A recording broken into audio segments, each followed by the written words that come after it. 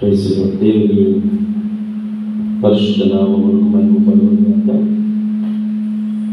ప్రభునందు ప్రియులైన మీ అందరికీ యేసుక్రీస్తు ప్రభువు వారి నామములో శుభములు ఆహ్వానం తెలియజేస్తున్నాను. పిల్లలకు ప్రత్యేకించి రాత్రికాల సమయంలో దేవుడు మనకు అనుగ్రహించినటువంటి చక్కటి సమయోచితమైనటువంటి సమయంలో బట్టి దేవుని సేవకుడిగా సంతోషిస్తూ ఉన్నాను. ప్రత్యేకించి రాత్రికాల సమయంలో 2వ దినవృత్తాంతముల గ్రంథము 30వ అధ్యాయము 3వ వచనాన్ని మనము చదువుకున్నాం. మరొక వచనాన్ని కూడా జోడించడానికి ఇష్టపడుతూ ఉన్నాను.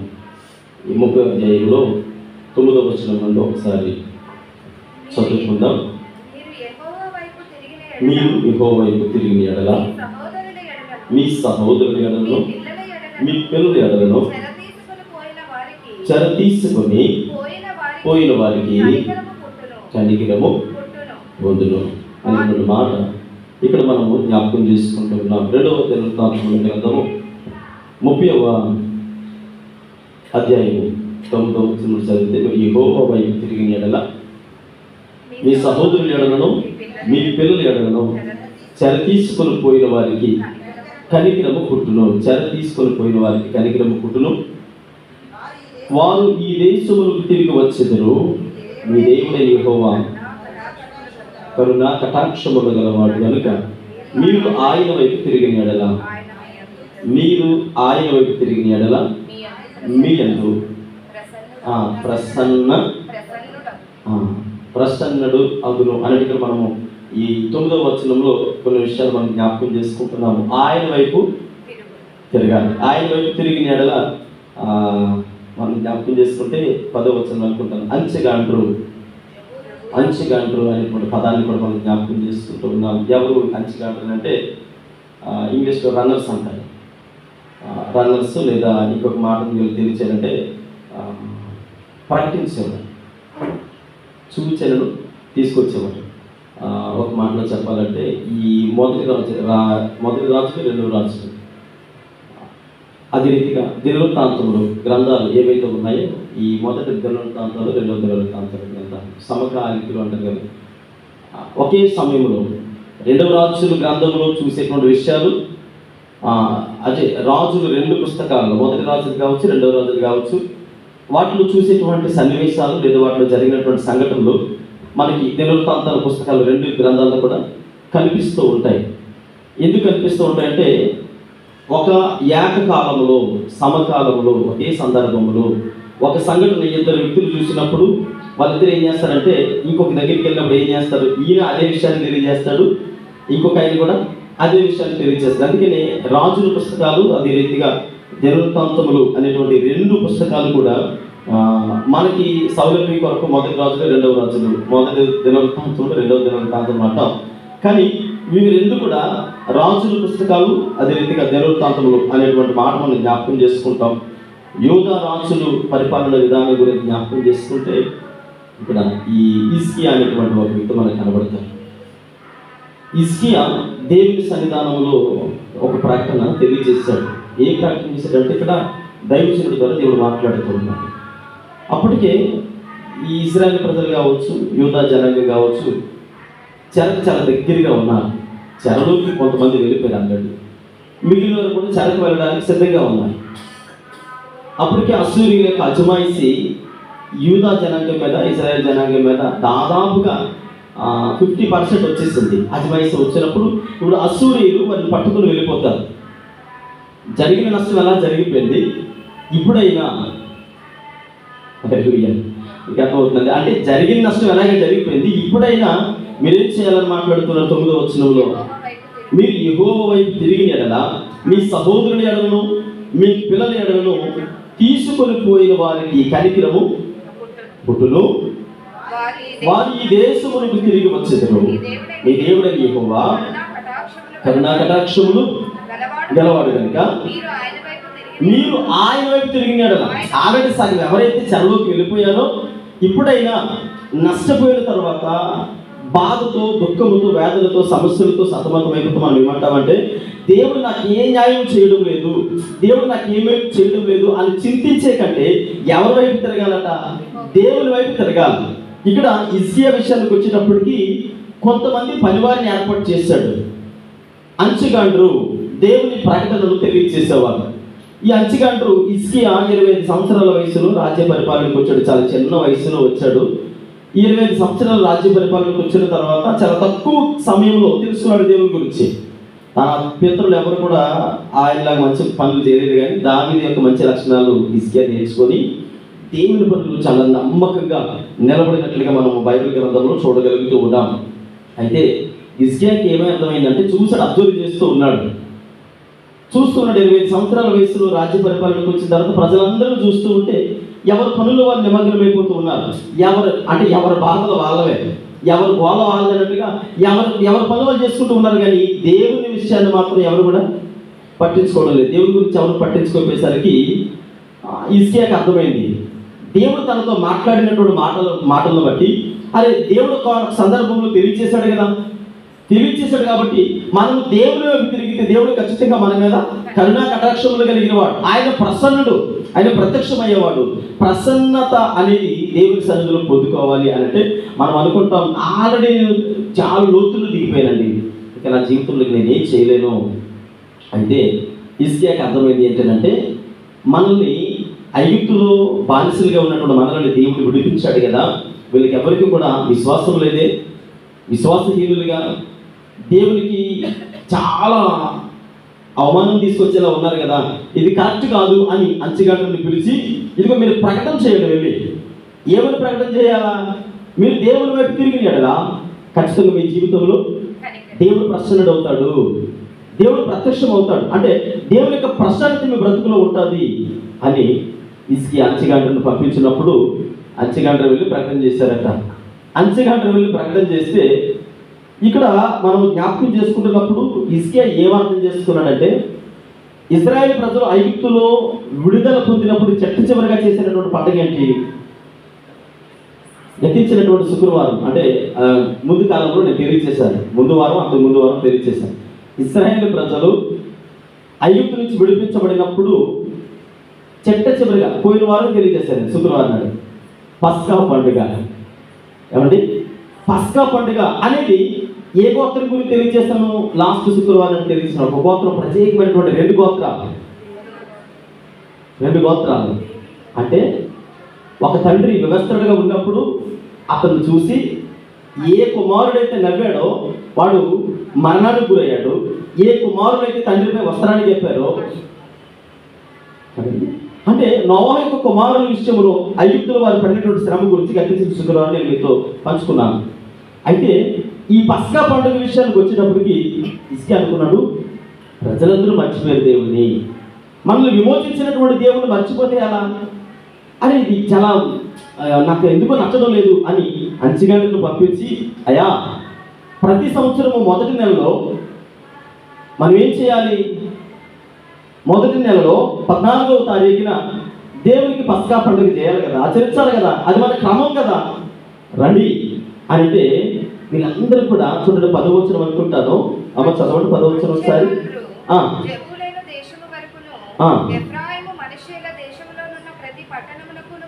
12వ వచనం చదవండి అమ్మ, 10వ వచనం చదవండి. ప్రతి పట్టణములకు పోయి కానీ ఏం చేశారట, అరే నాయన ఏ హిజ్కియాకు మీకేం పని పాటు లేదా, ఎప్పుడో వదిలిపెట్టేశాం కదా దేవుణ్ణి, అయినా మా బాధలో మేమున్నాం, మా పనుల్లో మేమున్నాం, ఇప్పుడైనా పస్కా పండుగ ఏంటి, మాకే బోల్డని శ్రమలు ఉన్నాయి, మాలో కొంతమంది చెరకు వెళ్ళిపోయారు, ఇప్పుడు ఆ దేవుడికి పస్కా పండుగ ఆచరించడం అంత అవసరమా, మీకు బుద్ధి ఉందా, అసలు ఆ హిజ్కియాకి పని పాటు ఏం లేదా, ఎవరు చెప్పారు మీకు ఎప్పుడు పస్కా పండుగ ఆచరించాలని అని ఎగతాళి చేశారట.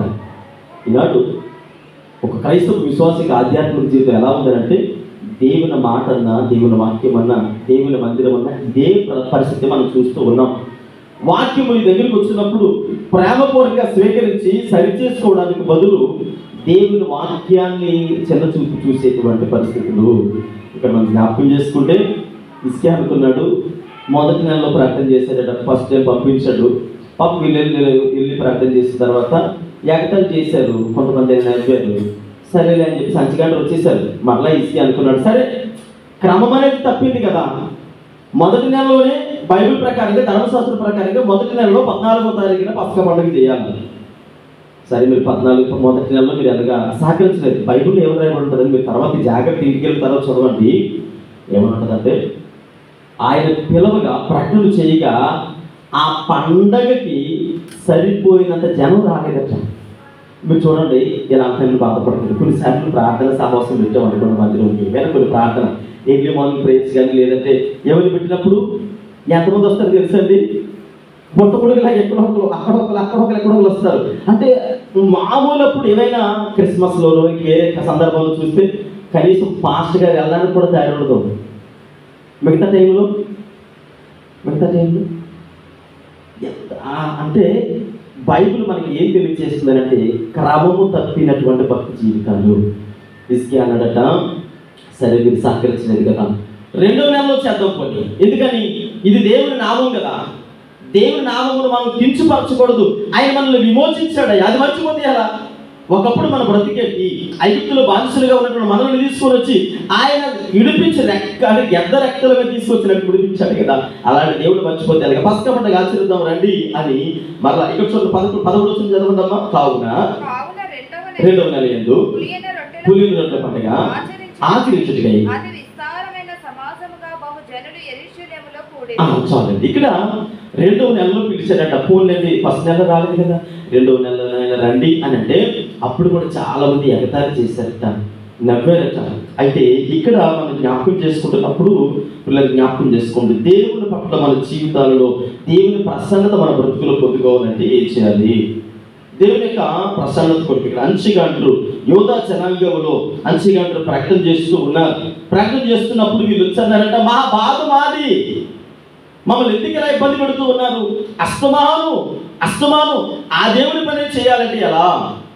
అస్తమాను దేవుని కొరకంటే ఎలా అని ఇక్కడ ప్రసన్నత అనగా అర్థం ఏంటంటే, ప్రసన్నత అనగా ఇంగ్లీష్లో బ్యూటీ అనేటువంటి అర్థాన్ని ఇస్తుంది, అందము. ఇంకొక మాటలో చెప్పాలంటే అనుకూలత. ప్రసన్నత అనగా బ్యూటీ అనగా అందము లేదా అనుకూలత, దేవునికి అనుకూలమైనటువంటి పరిస్థితులు. 2వ దినవృత్తాంతముల గ్రంథము 30వ అధ్యాయం 10వ వచనం చదివితే అక్కడ ఏమన్నదంటే, కొంతమంది ఎగతాళి చేసి అపహాస్యము చేసిరి అని రాయబడి ఉంది. ఏం చేశారట? అపహాస్యము చేశారట. పోలే వీళ్ళు కొంతమంది దేవుడి సన్నిధిలో వినలేడు, అలాగే వినలేదు.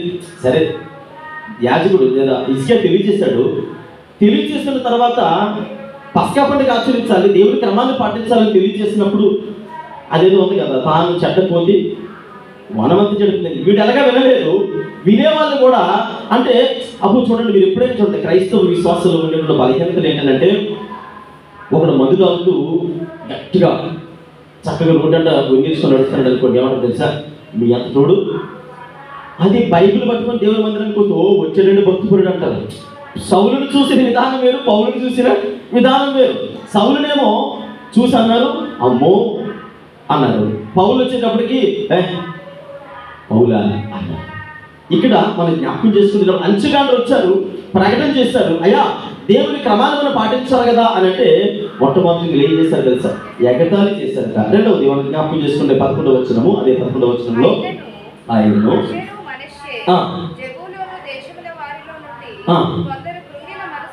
కొందరు కృంగిన మనస్సుతో యెరూషలేమునకు వచ్చి, ఇంగ్లీష్లో ఏమంటుందంటే హంబుల్ అంటే తనను తాను తగ్గించుకొని దీనత్వంతో. కొంతమంది అలాగే వినలేదు. దేవుని మందిరంలో 2 గుంపులు, ఇప్పుడు నేను వాక్యాన్ని జ్ఞాపకం చేస్తున్న 2 రకాల గుంపులు దేవుని మందిరంలో ఉంటాయి. ఒకటి వినలేని గుంపు, 2వది వినే గుంపు. యేసు ప్రభువు అదే చెప్పారు. ఒకటేమో దేవుని ద్వారా శపించబడిన గుంపు, ఇంకోటి ఆశీర్వాదకరమైన గుంపు. దేవుని మందిరంలో కూర్చున్న మనం దేనికి సంబంధించిన వారంతా ఖచ్చితంగా జ్ఞాపకం చేసుకోవాలి.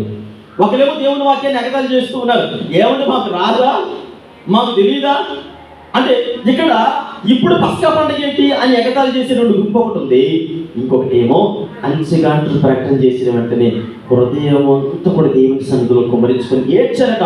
అవును కదా, మా బ్రతుకులు ఒకప్పుడు ఇలా ఉండేవి, దేవుడు మాతో మాట్లాడి ఈరోజు మమ్మల్ని రక్షించాడు కదా అని దేవుని సన్నిధికి గుండెలు బాదుకొని యెరూషలేమునకు పరిగెత్తుకొని వచ్చారట. గుండెలు బాదుకొని దేవుని సన్నిధికి వచ్చి, అయ్యా ఈ మాట వింటే చెరలో ఉన్న మా వాళ్ళందరినీ కూడా విడిపిస్తావు కదా, చెరలో ఉన్నట్టు మా బిడ్డలను అన్ని తప్పిస్తావు కదా అని ఇక్కడ మనం జ్ఞాపకం చేసుకుంటూ ఉన్నాం. పిల్లలు జ్ఞాపకం చేసుకోండి. మనం ఏం చేస్తాం, అందరి వైపు తిరుగుతాం, అటు ఇటు తిరుగుతాం, కానీ దేవుని వైపు మాత్రం తిరగాలి. ఇక్కడ ఏదో అంటున్నాడు, మీరు ఏ వైపు తిరగాలి? దేవుని వైపు తిరగాలి. దేవుని వైపు తిరిగితే దేవుడు ప్రసన్నుడు అవుతాడట. ఇక్కడ మనం జ్ఞాపకం చేసుకుంటే మామూలు మనసు అనగా అర్థం ఏంటంటే దేవుని వైపు తిరుగుట.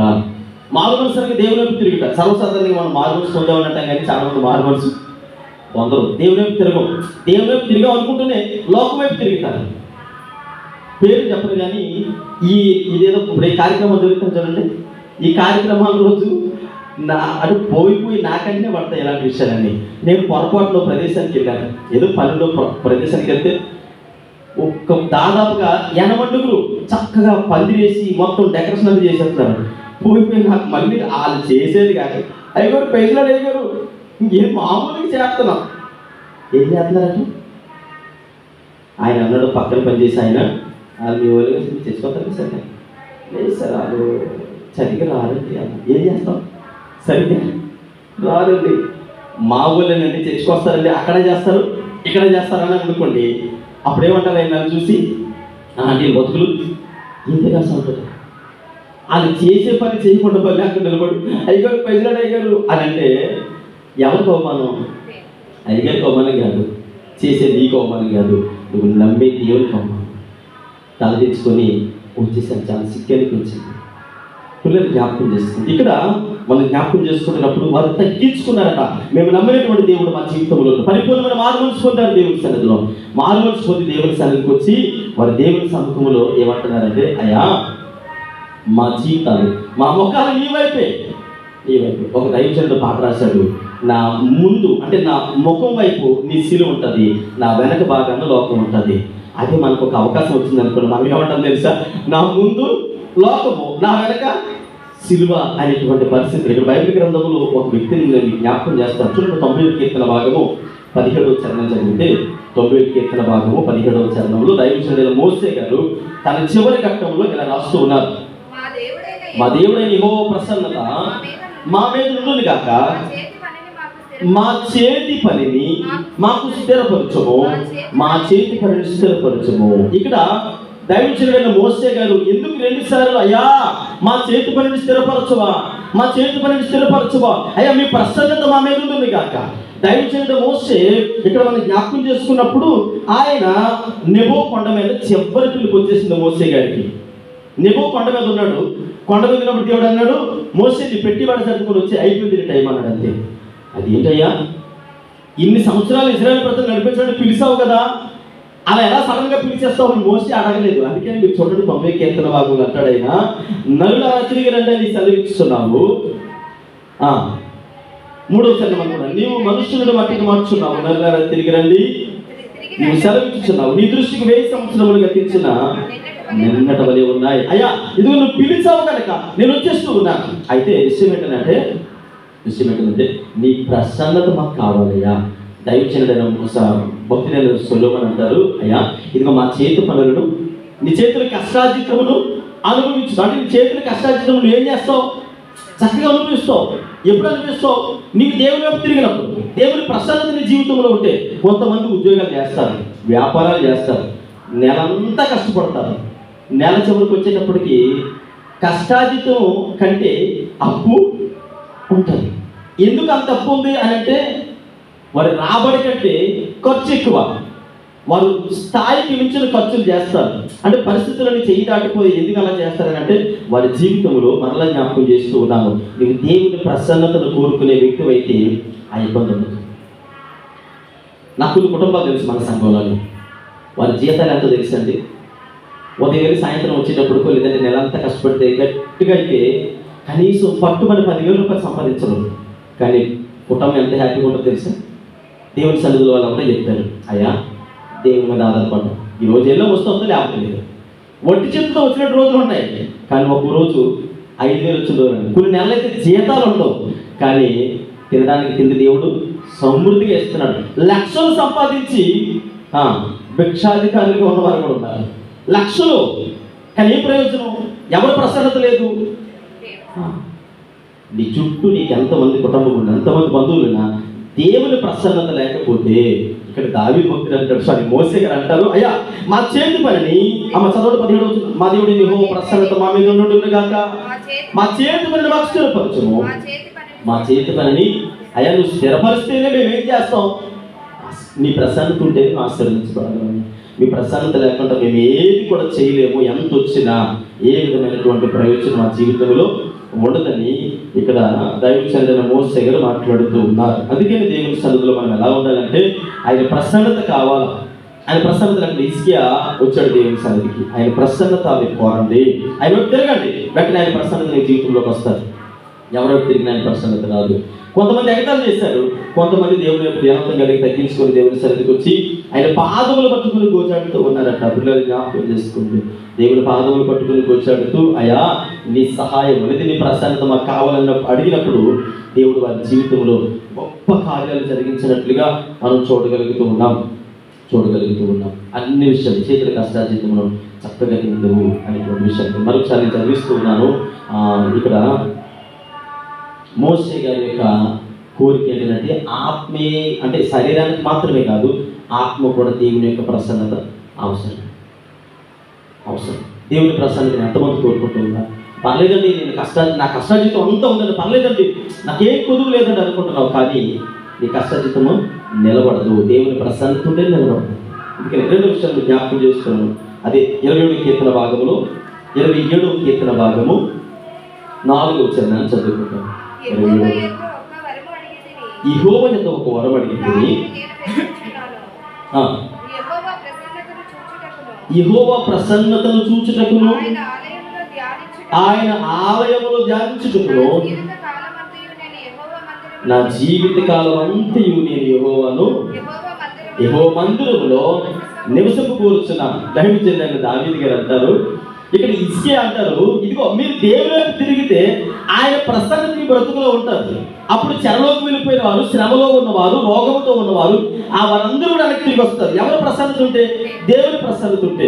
అదే దైవజనుడు మోసే అంటారు, ఇదిగో అయ్యా నీ ప్రసన్నత మా మీద లేకపోతే, నా చివరి దినాల్లో నన్ను వచ్చేమంటున్న బాగానే ఉంది అంటే, నా పిల్లలు ఉన్నారు కదా, వెనకతున్న జనాంగం ఉంది కదా, మరి వారి పరిస్థితి ఏంటయ్యా? మా చేతుల కష్టాజీతం నువ్వు స్థిరపరచు. నువ్వు స్థిరపరచకపోతే, నీ ప్రసన్నత మాకు లేకపోతే, ఇప్పుడు నేను వెళ్ళిపోతానంతే.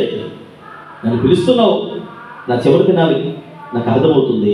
అయితే మరి వెనకున్న వారి పరిస్థితి ఏంటి? మా చేతుల కష్టాజీతం నువ్వు స్థిరపరచు, నీ ప్రసన్నత మాకు కావాలి అని దైవజనుడు మోసే ప్రార్థన చేశాడు. మోసే దేవుని ప్రసన్నత కోరుకున్నాడు. 3వది దైవజనుడు దావీదు గారు కూడా అంటారు, అయ్యా నీ ప్రసన్నత 4వ వచనం, యెహోవా యొద్ద ఒక వరం అడిగితిని దానిని నేను ఏం చేస్తూ ఉన్నాను? వెతుకుతూ ఉన్నాను.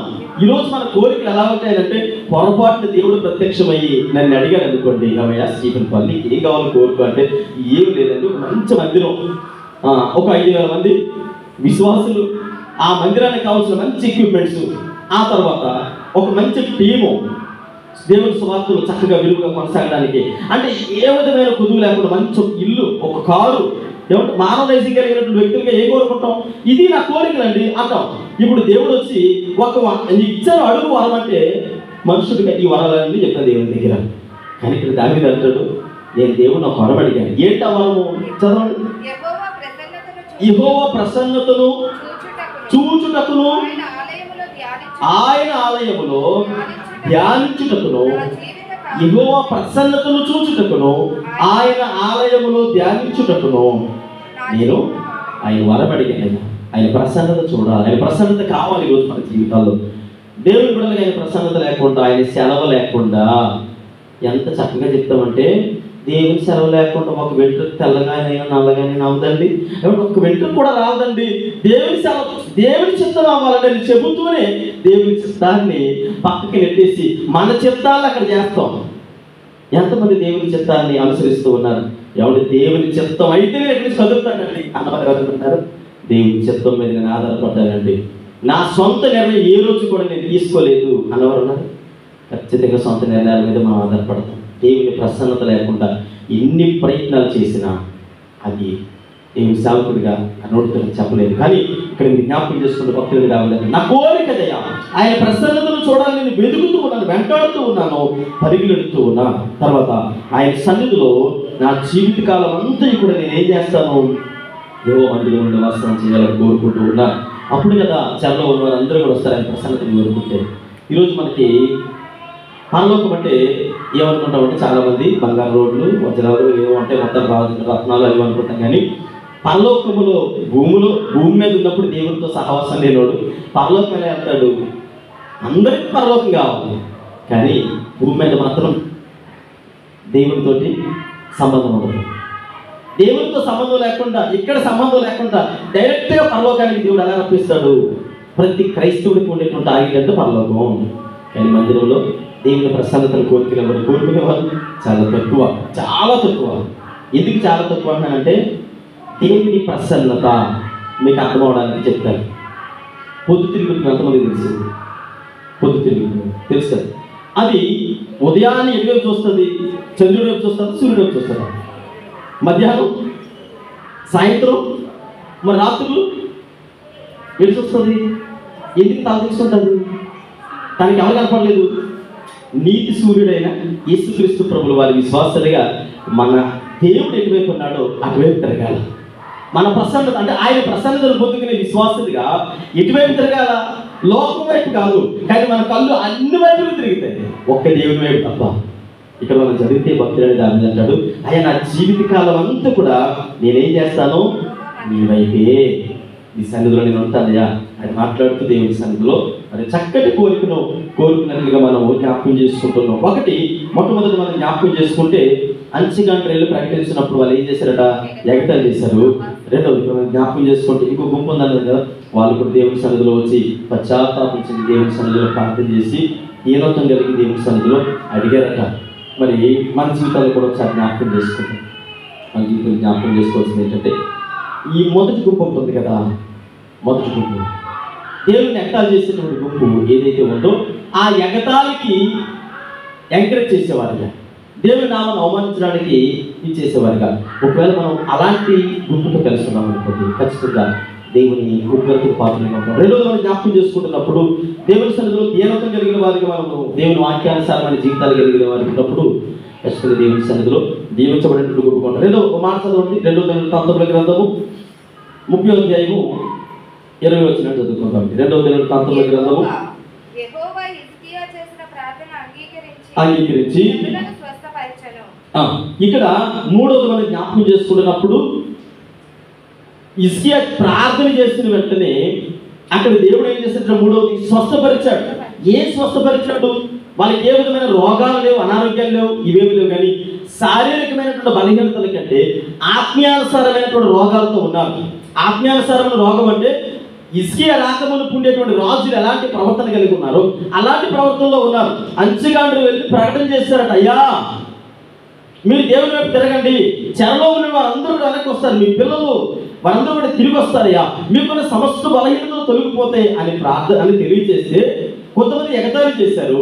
ఇది ఎగతాళి చేసేటువంటి రోగము, దేవుని హాస్యాస్పదంతో చూసేటువంటి రోగము. వీళ్ళందరి గురించి ఆలోచన చేస్తున్నప్పుడు హిజ్కియా దేవుని మందిరానికి వచ్చి ప్రార్థన చేసేదట. ప్రార్థన చేసిన వెంటనే మూడవది వారి జీవితంలో స్వస్థత వచ్చింది. ఆత్మీయానుసారంగాను మానసికంగాను వారు స్వస్థత పొందుకుని దేవుని సన్నిధిలో దేవుని నామాన్ని కనపరిచారు. పిల్లలు జ్ఞాపకం చేసుకోండి, దేవుని ప్రసన్నత పొందుకునేటువంటి మన జీవితంలో మీరు అడగవచ్చు, అయ్యే దేవుని ప్రసన్నత అంటే అలా ఆకాశం నుంచి మంచు దిగినట్టుగా మన మీదకి దిగొస్తుందా, అగ్ని దిగొచ్చినట్టుగా మన మీదకి దిగొస్తుందా అని అంటే, వాక్య వివేచన కలిగిన వారిగా, ప్రార్థన ఆత్మలు కలిగిన వారిగా, దేవుని వాక్యవంతులు భయభక్తులు కలిగిన బిడ్డలుగా మన జీవితాలు ఎలా ఉంటాయి అంటే, వాక్యం ఎరిగిన వారిగా పరిశుద్ధాత్మ దేవుడిని హృదయంలో ఒక రకమైనటువంటి మంట కలిగి చేస్తాడు, ఒప్పింపజేస్తాడు. ఎలా ఒప్పింపజేస్తాడు? వాక్యాన్ని వినేటప్పుడు మనకి ఏమనిపిస్తుంది అంటే, దేవుడు నాతోనే మాట్లాడుతున్నాడు, ఈ మాటలు నాకే ఖచ్చితంగా నేను ప్రార్థనలో దేవుని పాదములు పట్టుకుని వచ్చాను అయ్యా, నేను అడగాలి దేవుణ్ణి, అయ్యా ఇదిగో నా జీవితం ఇది ఖచ్చితంగా మీరు నాతో మాట్లాడారయ్యా, మీ ప్రసన్నత వైపు చూడకుండా నేను లోకం వైపు చూస్తూ ఉన్నాను, ఎవరెవరి వైపు పరిగెత్తుతూ ఉన్నాను, అందుకని అయ్యా నేను ఎగతాళి చేసే గుంపులో ఉంటూ ఉన్నాను, నేను తగ్గించుకునే గుంపులు లేదయ్యా. కాబట్టి హిజ్కియా మాకు తెలియజేశారు, అయ్యా మీ వైపు తిరగమన్నారు, ఒకవేళ ఇంతవరకు నేను తిరగలేదేమో, ఇంక వేరే వైపు తిరిగి నేను అలా ప్రవర్తిస్తూ ఉన్నానేమో.